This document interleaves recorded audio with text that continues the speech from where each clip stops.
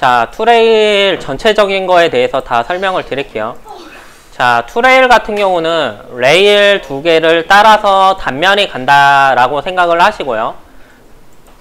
자, 응용하는 거는 엄청 많지만 지금은 단면 가는 거예요. 쉽게 말하면. 그래서 레일 두 개를 단면이 가는 겁니다. 그래서 이렇게 세팅이 돼 있다. 그러면 투레일이 여기 있죠. 자, 서페이스 만드는 툴의 투레일이죠. 레일 두 개 먼저 선택하는 거죠. 투레일이니까. 그 다음에 단면 선택을 하시고 엔터를 누르시면 이렇게 됩니다. 맞죠? 이렇게 엔터 두 번을 누르시면 이렇게 되죠. 맞죠? 자, 이게 첫 번째입니다. 가장 기본적인 투레일. 자, 그런데 두 번째 볼게요. 복사를 쭉 한 겁니다. 자, 첫 번째 거에서 이거를 자, 투레일을 이렇게 주게 되면 높이 유지를 하게 되면 원래는 이 단면의 높이가 일정하게 유지가 돼야 돼요. 근데 안 바뀌죠. 맞죠? 이 투레일 선의 끝점이 모여져 있으면 높이 유지를 옵션을 쓰셔도 높이 유지가 안 됩니다. 그래서 이런 걸 높이 유지를 하고 싶으실 때는 이렇게 끝에 부분을 떨어뜨려 놓고 하셔야 돼요. 그래야지 높이 유지가 됩니다. 자, 투레일 단면 엔터 또 엔터 누르시면 높이 유지 요거 있죠. 미리 보기 하면 이렇게 높이 유지가 되죠. 단면의 높이 유지로. 자, 그러면 이런 거는 끝을 어떻게 모아주느냐. 그러면 서페이스를 선택한 다음에 점을 킨 다음에 요 끝에 거만 요렇게 선택을 해줘. 자, 그냥 노가다로 일일이 선택을 하셔도 되고 아니면 3차원에 돼 있으면 이런 거를 좀 하기가 힘듭니다. 그래서 이럴 때는 선택 메뉴에서 그냥 알고만 계세요. 여기 올가미 여기 안에 보시면 요거 있어요. 요거. 자, 그래서 점 하나를 선택하시고 이거 아니면 이거겠죠. 첫 번째 요거 U 아니면 V겠죠. 하나를 먼저 해보세요. 아니네. 그러면 요 옆에 거겠죠. 다시 이거겠죠. 이렇게 하면 이렇게 선택이 돼요. 이렇게 선택하는 툴도 있으니까 알아만 놓으세요. 자, 그 다음에 요거를 한 점으로 모으는 거는 셋 포인트가 있겠죠. 여기 변형 툴에 보시면 요거예요. 요거 X, Y, Z를 하나로 코디네이션 아니면 셋 포인트 이렇게 얘기합니다. 요걸 누르시고 X, Y, Z를 한 점으로 이렇게 모아주시면 이렇게 쪼핏하게 되죠. 자, 이거를 끝에를 이렇게 안쪽으로 넣으시면 이렇게 동그랗게 됩니다. 이런 식으로. 뭐 컨트롤 키를 내려서 위아래로 움직여 줄 수도 있겠죠. 이게 이상한 데 가 있으면. 자, 이렇게 맞춰줄 수가 있습니다.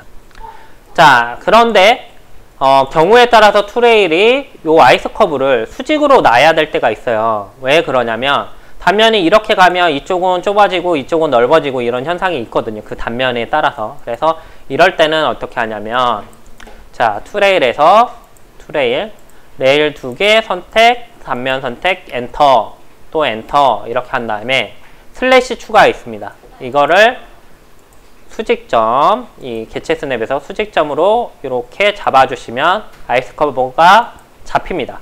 그러니까 단면을 또 추가를 하신다고 생각을 하시면 돼요. 됐죠? 이런 식으로 잡아줄 수가 있죠. 됐죠? 자, 물론 아이스 커브가 너무 많으면 빼줄 수도 있습니다. 근데 이 정도만 알아놓으시면 되고 약간 더 하실 부분은 이렇게 아이스 커브를 빼는 것도 있어요. 매듭점 제거. 자, 요거를 해서 이렇게 반전이겠죠? 전환. 그래서 이렇게 빼주는 것도 있으니까 이렇게 눌러주시면 이렇게 빠지죠? 그래서 적당한 간격대로 이렇게 빼주시고 너무 많이 빠지면 이게 모양이 바뀌거든요. 그럴 때는 U를 누르시면 여기 실행 취소 있죠? 요걸 누르면 앞으로 돌아갈 수도 있습니다. 자, 아무튼 저 한번 빼볼게요. 이거는 지금 학생들은 할 필요가 없고요. 네. 그 캐드로 여기 많이 바뀌었죠. 아예 빠져서 이럴 때 실행 취소. 네. 이렇게 눌러보시면 이렇게 되는 거죠. 이건 안 됐죠? 실행 취소. 이렇게 해서 확인을 눌러주시면 점이 적당하게 이렇게 잘 예쁘게 되죠. 여기까지 해주시면 되고요. 이거 한 다음에는 균일하게 요거를 하는 거는 원래 정석적으로 하게 됩니다. 네, 요거까지 볼게요. 아무튼 여기까지 하신 다음에 아이스 커브 추가한 것까지 했죠. 맞죠? 자, 투레일 할 때 이렇게 끝점이 모인 경우가 있어요. 그래서 이런 경우는 뭐냐면 볼게요. 투레일의 단면을 선택을 하시면 방금 제가 어디를 선택했죠? 여기를 선택했죠. 이쪽 레일로 이 단면이 가라라고 제가 명령어를 매긴 거예요. 쉽게 말하면. 그래서 이렇게 누르면 이쪽으로 가게 됩니다. 다시 투레일을 이쪽 단면을 이렇게 단면을 선택을 했어요. 이건 뭐냐면 제가 이쪽 커브를 눌렀고 이쪽 단면을 했어요. 커브 두 개를 이쪽 단면으로 가라. 이렇게 명령어를 매긴 겁니다. 그래서 이렇게 반대가 가요. 그래서 이렇게 양쪽 두 번에 나눠서 할 수도 있고요. 두 번에. 아니면 이걸 한 번에 하고 싶다. 그러면 투레일을 점에서 시작을 해서 단면으로 가서 다시 어떻게 됐죠? 이렇게 왔죠. 점에서 시작을 해서 단면까지 왔고 여기까지 왔어요.